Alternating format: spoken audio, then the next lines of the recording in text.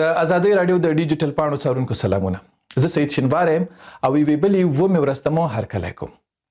دا ونې ګوري چې راتلونکي کال ته کلونه پخوا مړې شوې نجومۍ څه وړاندوینې کړي. له ناسا مو هم خبروم چې فضا نه د لیزر په مرسته لومړی وار ځمکې ته پیغام را رسولی. له دې هم خبرېږي چې پنجاب کوزو پښتنو نه نور دغه ایالت ته د ورتلو ویزه غواړي. زابل کې د اسلامي خطاطۍ د یو هنرمند د ګوتو له کمالونو او د پاکستاني استخباراتو پخواني مشر سره د یو افغان له جنجاله هم خبرېږي او د ایمل ولی خان او مولانا فضل الرحمن له ناندریو ترڅنګ له نورو سیاسي ټولنیزو مسایلو هم خبرېږي. خو تر هر څه لومړی د تېرې اونۍ د مسایلو تاوده ټکي. نوې ډیلي کې د افغان سفارت له تړل کېدو سره سم بیا پرانیسته.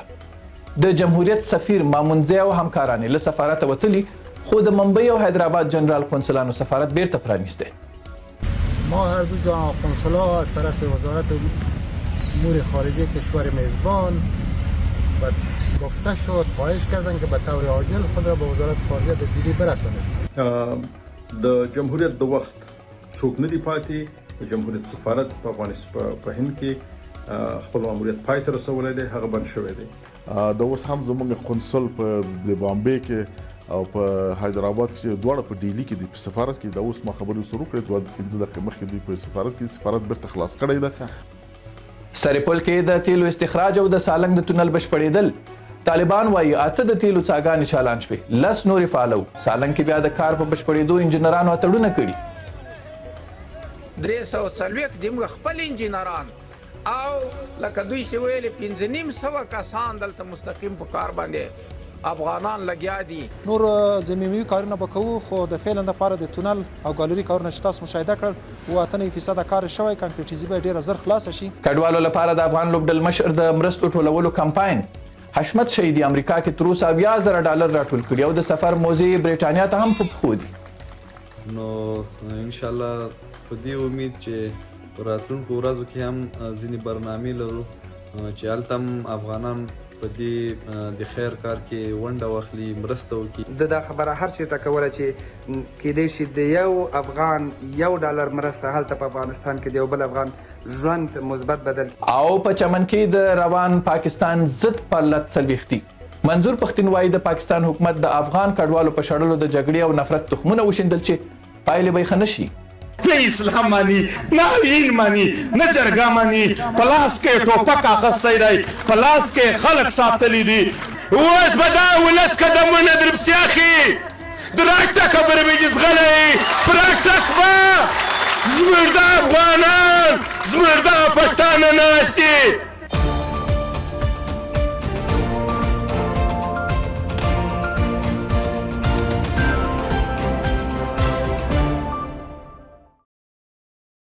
پخواني ولسمشر حامد کرزي له اوږدې خاموشۍ وروسته له یوې جاپانۍ رسنۍ کیودو سره په څرګندونو کې ویلي طالبان د ملي خبرو اترو موضوع درک کوي او په زوره له صحنې څخه د دوی د حذفولو خبره سمه نه ده. پخواني ولسمشر ټینګار کړی چې دی نور په افغانستان کې د رژیمونو سقوط نه غواړي، ځکه افغانانو په کافي اندازه سقوطونه لیدلي دي، خو په وینا یې ستونزې د خبرو له لارې پالیسیو کې په بدلونو حل کېدای شي. حامد کرزي یو وار بیا د یو ولسواک نظام له منځه تللو کې تیر حکومت او نړیواله ټولنه پړه بللې ده. وایي دا هر څه د دوی د ناسمو کړنو نتیجه وه. ښاغلي کرزي ټینګار کړی چې طالبان د نجونو له زده کړو سره موافق دي او اړتیا یې هم احساسوي، خو په داسې حال کې چې له 800 ورځو زیاته موده وشوه چې طالبانو افغانستان کې د میرمنو او د نجونو په کار، هر ډول زده کړو، پارکونو ته په تلو، سینګارتونو او نور فعالیتونو بندیزونه لګولي دي. حامد کرزي چې دا مهال په کابل کې اوسي ویل کېږي چې طالبانو د سفرونو ترڅنګ د بیان ډېر ازادي نه ده ورکړې. که څه هم تېره اونۍ په نوې ډیلي کې د افغانستان سفارت د مخکنیو مسؤلانو په وینا د هند او طالبانو د پرلهپسې فشارونو له امله دایمي وتړل شو، خو ممبئی او حیدرآباد لپاره د افغانستان د جنرال قنصلانو لخوا دا سفارت بیرته پرانیستل شو.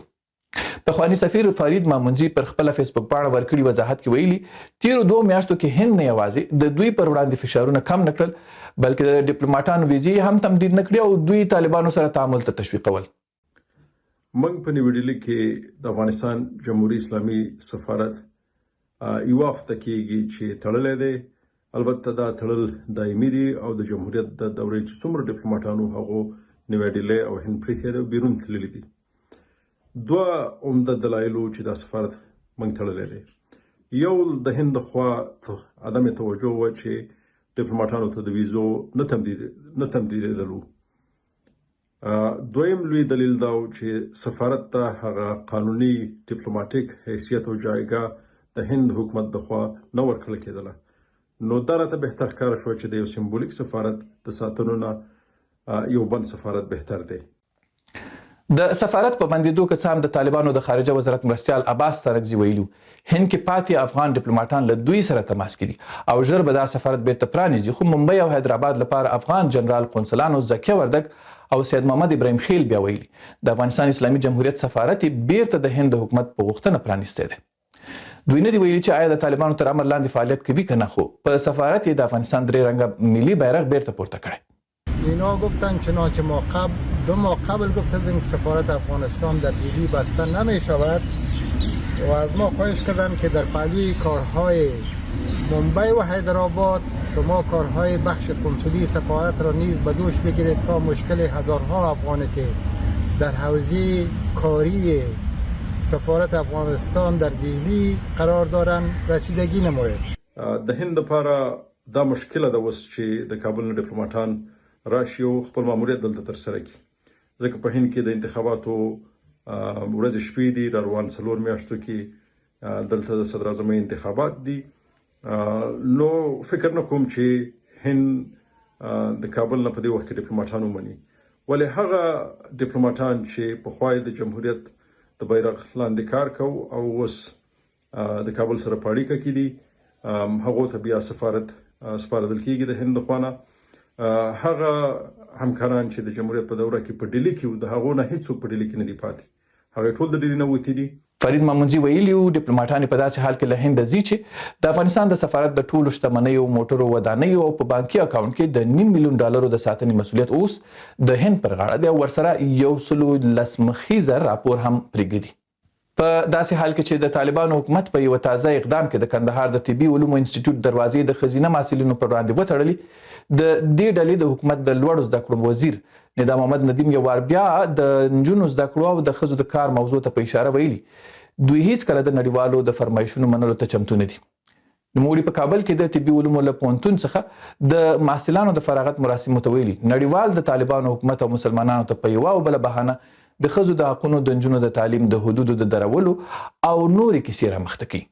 دنیا خو زموږ سره دا د هغه تعامل باندې نه را سره ځي چې د یو ملک د اصولو، د نظامو، د عاداتو او د جن تقاضای خپل فرمایشات غواړي پر موږ تطبیق کړي، خو د چا فرمایشاتو ته په هیڅ صورت کې آماده نه یو. نوموړي له فارغو شویو محصلینو غوښتي چې خپلو زده کړو او څېړنو ته دوام ورکړي، خو دا په داسې حال کې ده چې تازه د روسیې په بورسیو کې کامیابو شویو افغان محصلینو ازادۍ راډیو ته شکایتونه کړي دي چې له تېرو 10 میاشتو څخه یې طالبانو پاسپورټونه اخیستي او د بورسیې لپاره سفر ته یې په دې بهانه نه پرېږدي چې یو کفري هیواد کې زده کړې مه کوئ. د طالبانو حکومت تېره اونۍ د اموسین حوزې د سرپل ولایت کې د تیلو د 8 څاګانو د استخراج چارې پیل کړې. د طالبانو د پټرولیم وزیر شهاب الدین دلاور وایي ژر به د هرات د نفتو له 23,000 کیلومتره مربع پراخې حوزې څخه هم د 10 څاګانو په مرسته د نفتو استخراج پیل شي چې ورسره به د ورځې په حساب د افغانستان د نفتو استخراج 800 ټنه ته لوړ شي.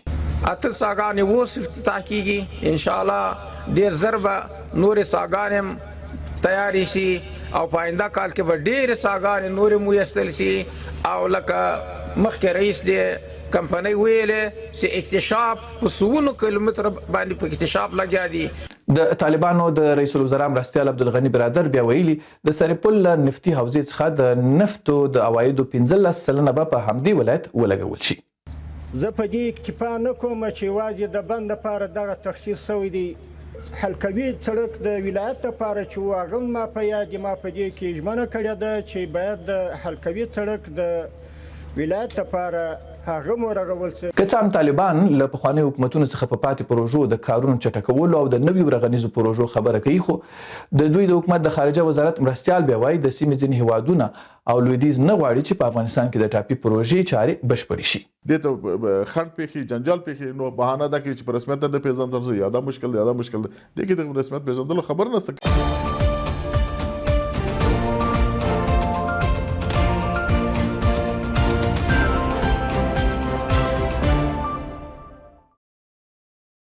بل خوا د کرکټ د ملي لوبډلې مشر حشمت الله شهیدي له پاکستان راستنو شوی او افغان کډوالو ته په مرستې پسې د امریکا او برېټانیا په سفر وتل چې تر دې دمه د امریکا په 3 ایالتونو کې نږدې $80,000 مرسته راټوله کړې ده. حشمت الله شهیدي وايي هڅه به وکړي چې د امریکا په پاتې ښارونو کې د مرستو د کمپاین له لارې افغانان حتی $1 مرستې ته هم وهڅوي.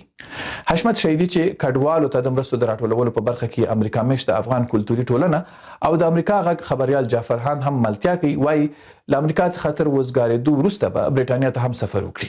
سباندې $200,000 منګه د سان فرانسیسکو په ښار کې مرسته راټوله کړه او تقریبا $15,000 منګه په لاس انجلس او تقریبا $10,000 منګه په فینکس کې مرسته د افغانانو ورونو نه راټوله کړله. نو ان شاء الله په دې امید چې په راتلونکو ورځو کې هم ځینې برنامې لرو چې هلته هم افغانان په دې د خیر کار کې ونډه واخلي، مرسته وکړي. افغانانو یې تود هرکلی وکړ، د ده غږ ته یې لبیک وویل او په لسګونه زره ډالره مرسته یې ورسره کړې ده، درې غونډې کړي دي او د ده اراده دا ده چې ځینې نورې غونډې هم وکړي په امریکا کې او بیا اراده لري، تصمیم لري چې برطانیې ته هم یو لنډ سفر یوه لنډه منډه وکړي، نو هلته هم د افغانانو سره وګوري او د په وطن کې د راستانه شوو وطنوالو سره د مرستې غږ او پیغام هغوی ته هم ورسوي. پاکستان تر دې دمه 400,000 افغانان راشړلي چې د بشري حقوقو د څار سازمان په وینا دغه هیواد د کډوالو په جبري اخراج کې په پراخه پیمانه د بشري سرغړونو مرتکب شوی دی. او په چمن کې د پاکستان د حکومت د وروستیو پالیسیو پر ضد د پښتنو د غورځنګونو، قومونو، ګوندونو، وړو او لویانو د پرلت 40 ورځې پوره شوې. د پښتون ژغورنې غورځنګ مشر منظور پښتين د چمن پرلت ته وینا کې ویلي پاکستاني ریاست د 2 میلیونه افغان کډوالو په شړلو او پر ډیورنډ د پاسپورت جبري کولو لارې سلګونه زره پښتانه بیکاره کړي او دواړه غاړو ته د نفرت او جګړې تخم شیندل دي. او بیا 2 میلیونه افغانان په زور د خاورې نه وشړي، دا ډېر لوی نفرت پیدا کوي. دا نفرت په راتلونکي جنګ کې به یو نوی تودوالی ورکوي.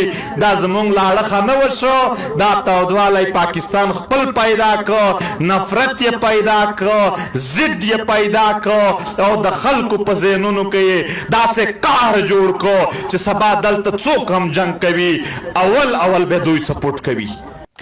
بل خوا پرلت ته د لغړي اتحاد مشرانو په وینا کې خبرداري ورکړه چې پاکستان له 40 ورځو د روان دغه اعتراض یوه غوښتنه لا نه ده منلې او که دوی وقهرېدل نو پنجاب به هم ترې روغ پاتې نشي. د پاکستان مشرانو ته وایو چې سره یوسئ، سره کښېنئ، ورکړئ دا پښتنو ته ازادي.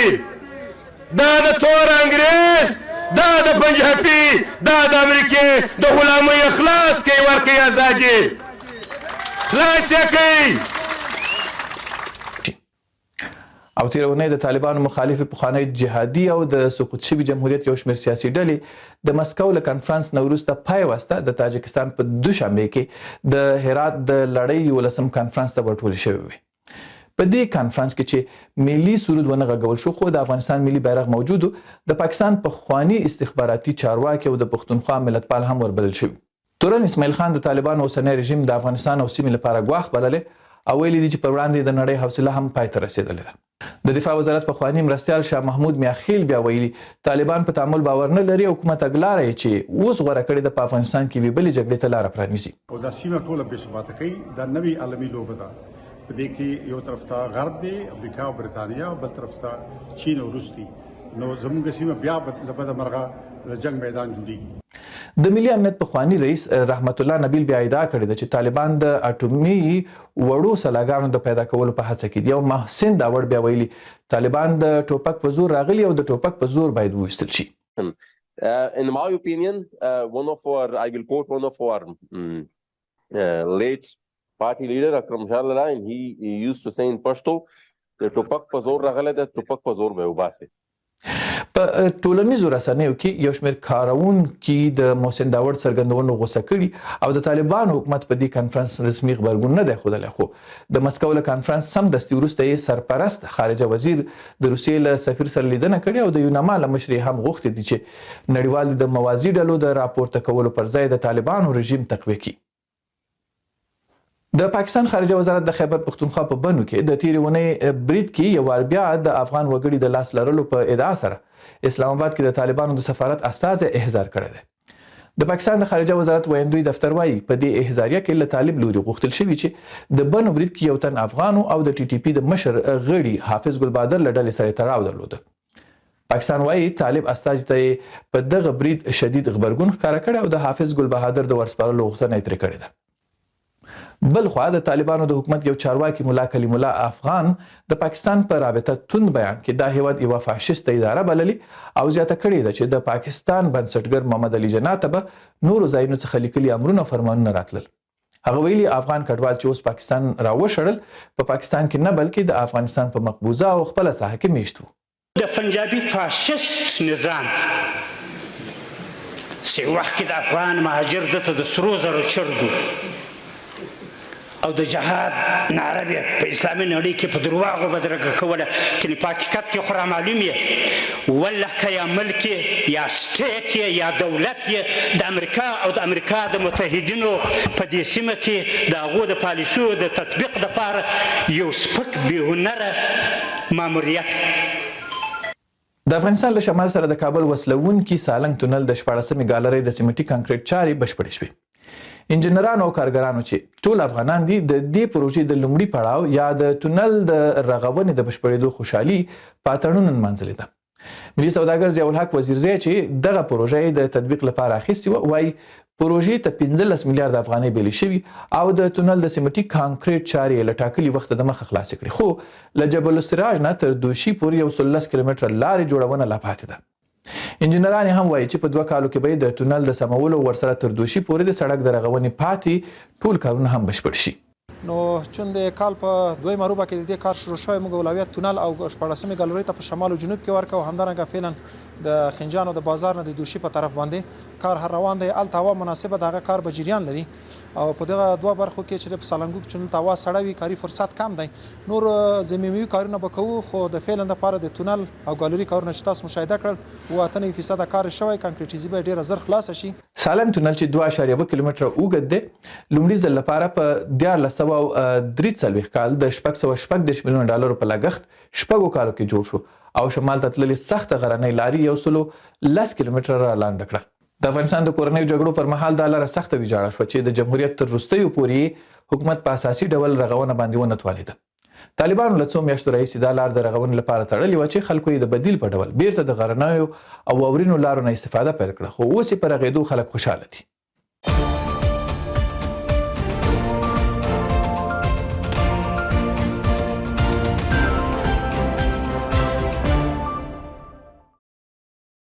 او په ټولنیزو رسنیو کې بیا خبرې دا دي چې کوزه پښتونخوا کې د ټاکنیزو منډو تړلو لپاره د تابعو په غونډه کې د مولانا فضل الرحمن او نېشنل ګوند د مشر ایمل ولی خان ترمنځ ناندرۍ زیاتې شوي.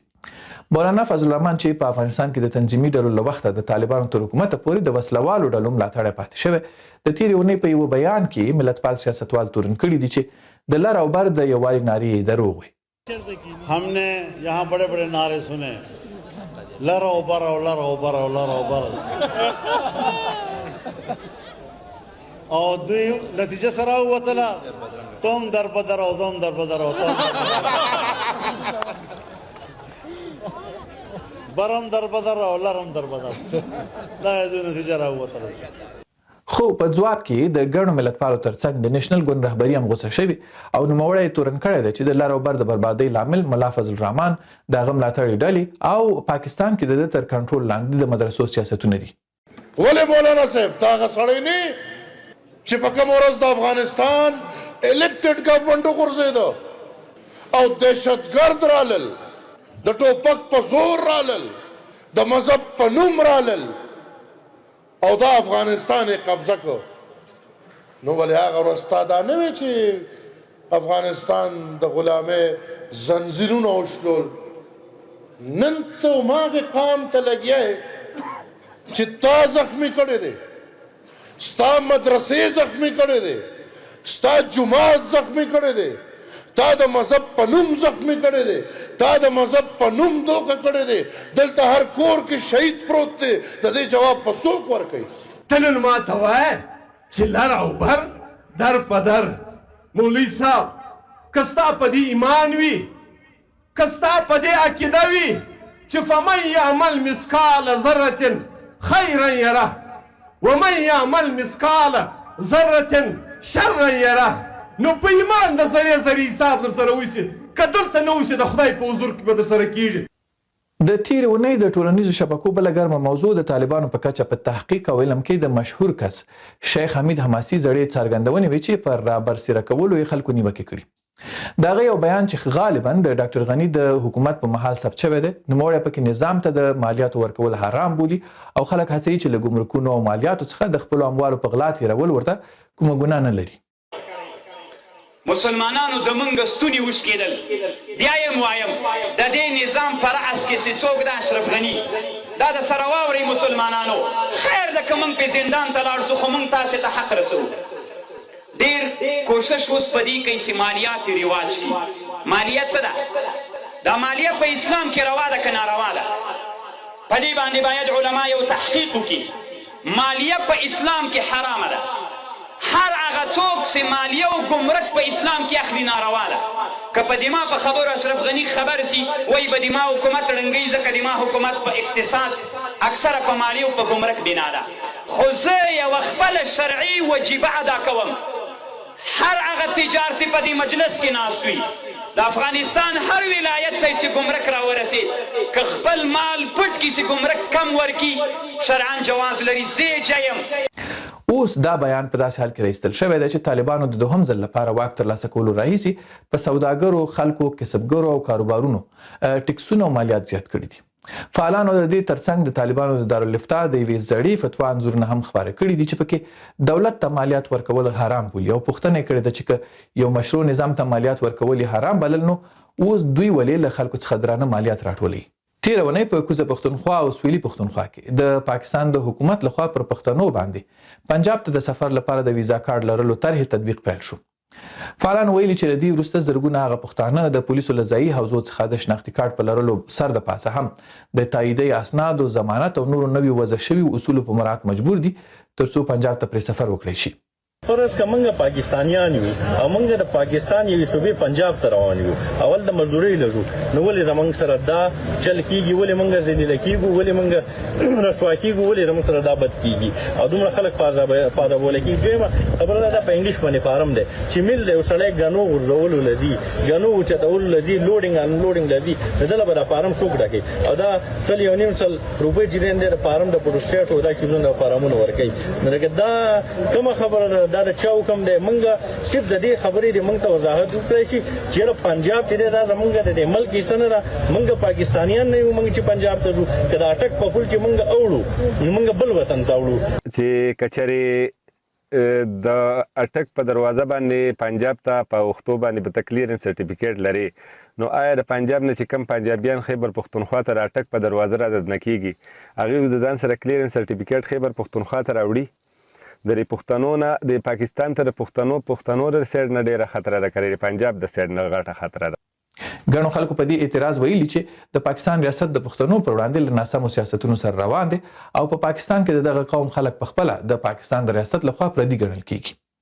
بلخوا د پاکستان چارواکو ویلي د دې طرحې په تطبیق غواړي پنجاب ایالت ته د هغو غیر قانوني کسانو د ورتګ مخه ونیسي چې پاکستانیان نه دي خو شناختي کارډونه یې جوړ کړي دي. په ټولنیزو شبکو د تیرې اونۍ بله موضوع چې ډیره زیاته لاس په لاس شوه د پاکستان د استخباراتي ادارې ISI له پخواني مشر اسد دراني سره د افغان فعال عیسی محمدي لفظي شخړه وه. اسد دراني چې تاجکستان کې د هرات امنیتي کنفرانس ویناوالو کې تر دې وړاندې ګڼو مرکو کې د افغانستان د نظامونو په چپه کولو کې د خپل رول په اړه څرګندونې لرلې دي. نوموړی په افغانستان کې وسلوالو ډلو د تنظیمونکو پاکستاني جنرالانو له منځه شمیرل کیږي چې د پاکستان استخباراتي کتابونو کې د تنظیمي ډلو او طالبانو د رامنځته کېدو برخه کې رول مهم ګڼل شوی دی. قاری عیسی محمدي چې دغه کانفرنس کې د پوښتنې لپاره پورته شوی و، اسد دراني په خپلو خبرو تر پایه چوپ کېنولی او د افغانستان په ورانۍ کې د هغه په رول څرګندونې کړي. چگونه میگه ما رفتیم با ریگن صحبت کردیم و توافق زاخر صاحب کتاب میشه که ما رفرنس گرفتیم خودمون مطالعه کنیم. شما سوالتان پرسان کنیم. یک سر سوال میگه ما از سال 1983 تا سال 1989 با رئیس اسرائیل جنرال په ټولنیزو رسنیو کې د قاری عیسی محمدي دغه اقدام په داسې حال کې ستایل شوی چې تر دې وړاندې په فرانسه کې هم یو افغان ځوان د پاکستان د پاوز پخواني مشر جنرال باجوه سره لفظي شخړه کړې وه.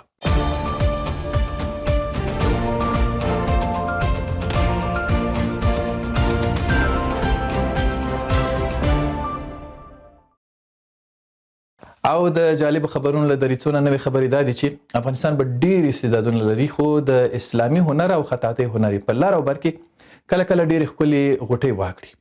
وکیل احمد پښتون د زابل ولایت په یو ښوونیز مرکز کې د خپل اسلامي هنر ښایستوکې نړۍ پرانیستې او د خپل ذوق او شوق تنده پکې سړی. هغه اسلامي خطاطي په آنلاین ډول پرته له کوم استاد زده کړې ده، خو په خپله اوس له 1.5 کال راهیسې د خپل ښوونیز مرکز په چوکاټ کې د لسګونه ماشومانو او زلمیانو استاد دی. هغه د اسلامي خطاطۍ لپاره د خلکو فرمایشونه هم اخیستي، لوحې هم لیکي او په جوماتونو کې هم د اسلامي خطاطۍ د خپل لاس نښې پرېږدي.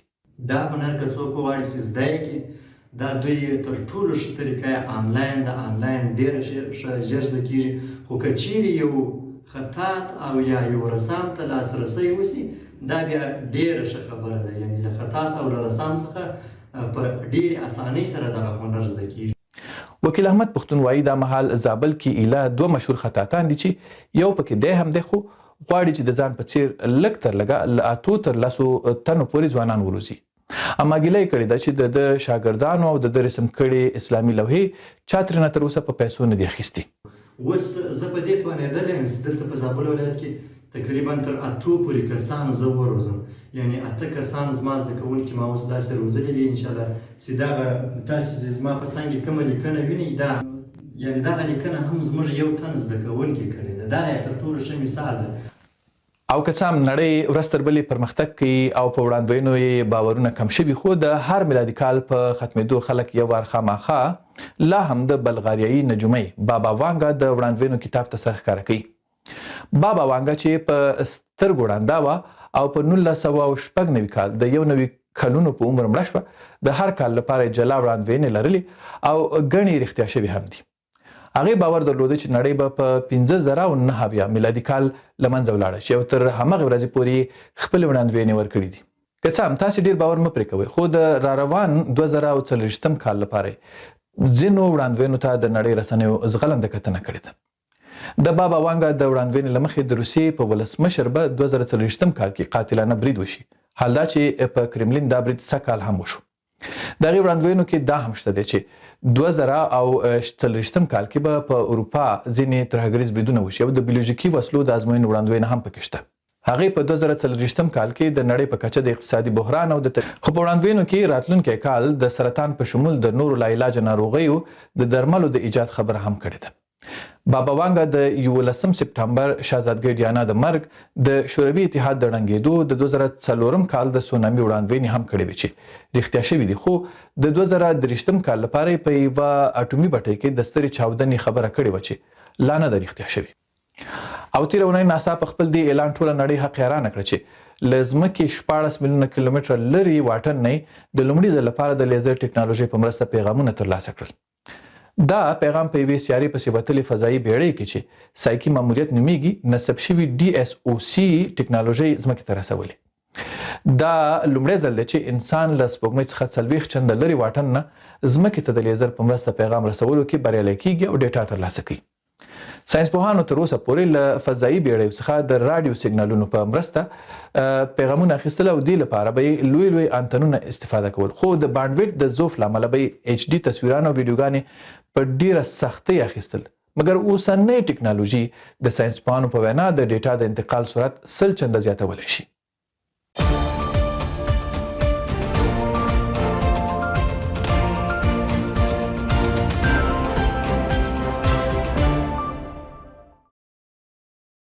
او په همدې سره د نن اوومه ورځ هم دغلته رانغاړو.